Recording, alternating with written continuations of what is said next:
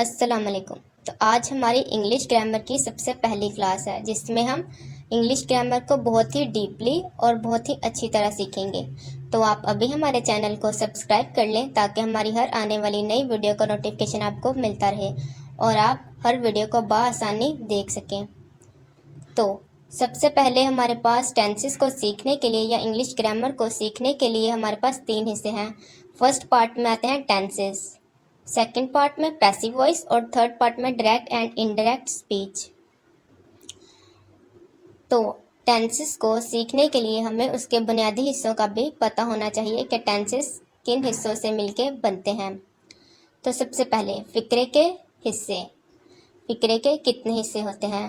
फ़िक्रे के आमतौर पर मंदरजा झेल 2 हिस्से होते हैं। सबसे पहला सब्जेक्ट और दूसरा प्रेडिकेट। सबसे पहले हम सब्जेक्ट को देखते हैं कि सब्जेक्ट क्या होता है। किसी फ़िक्रे में जिस शख्स या चीज़ के बारे में कोई बात की जाए इसे सब्जेक्ट कहते हैं। For example, Aslam is catching fish. Aslam मछलियाँ पकड़ रहा है।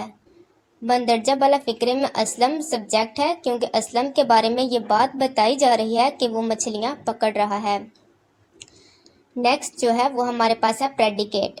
किसी फ़िक्रे में सब्जेक्ट के बारे में जो कुछ भी बताया जाता है इसे प्रेडिकेट कहते हैं। प्रेडिकेट दरअसल किसी सब्जेक्ट के बारे में कोई खबर या इतला होती है। For example, Aslam is catching fish. Aslam subject है और बाकी जो उसका हिस्सा है सेंटेंस का वो प्रेडिकेट है क्योंकि वो हमें बता रहा है कि असलम क्या कर रहा है और किस चीज़ पर काम किया जा रहा है। मंदरजा वाला फ़िक्रे में इस कैचिंग फ़िश दरअसल प्रेडिकेट है क्योंकि ये असलम यानी सब्जेक्ट के बारे में बताई गई एक बात है।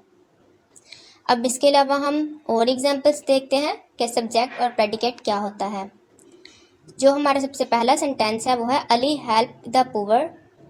Ali help the poor. अब आपको इस सेंटेंस से पता चल रहा है कि अली जो है वो सब्जेक्ट है और आगे वाला जो सेंटेंस का हिस्सा है वो प्रेडिकेट है जिस पर काम हो रहा है।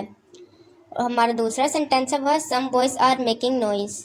इसमें जो सम बॉयज़ हैं वो सब्जेक्ट है और सेंटेंस का जो बाकी हिस्सा है वो प्रेडिकेट है, आर मेकिंग नॉइज़। जो हमारा थर्ड सेंटेंस है वो है दे विल प्ले क्रिकेट। इसमें जो दे है वो सब्जेक्ट है और विल प्ले क्रिकेट जो है वो प्रेडिकेट है।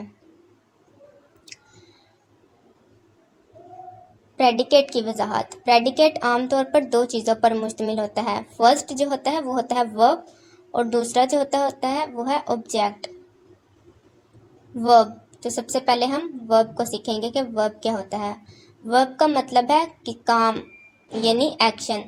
दूसरे लफ्ज़ों में वर्ब एक ऐसा लफ्ज़ होता है जो किसी शख्स या चीज़ के बारे में ये बताता है कि वो शख्स या चीज़ क्या है या वो क्या करता है या इसके साथ क्या हो रहा है। नेक्स्ट जो हमारे पास होता है वो है ऑब्जेक्ट। ऑब्जेक्ट इस शख्स या चीज़ को कहते हैं जिस पर कोई काम हो रहा हो। ऑब्जेक्ट दरअसल रिसीव ऑफ द एक्शन होता है। ये मंदरजा झेल फ़िक्रों पर गौर करें। सब्जेक्ट जैसे हमने पहले सेंटेंसेस देखे थे उसी तरह अब हम फिर से एग्जांपल्स देखते हैं। Ali help the poor. इसमें जो अली है वो सब्जेक्ट है, हेल्प्ड यानी मदद करना ये वर्ब है, एक्शन वर्ब, और उसके बाद द पुअर ये ऑब्जेक्ट है जिस पर काम हो रहा है। उसके बाद सम बॉयज़ आर मेकिंग नॉइज़। इसमें सम बॉयज़ जो है वो सब्जेक्ट है, आर मेकिंग वर्ब है, नॉइज़ जो है वो ऑब्जेक्ट है। They will play cricket. इसमें जो दे है वो सब्जेक्ट है, विल प्ले वो वर्ब है और क्रिकेट वो सब्जेक्ट है। मंदरजा झेल फ़िक्रों में हेल्प्ड, आर मेकिंग और विल प्ले वर्ब है क्योंकि ये एक्शन यानी काम को ज़ाहिर करते हैं।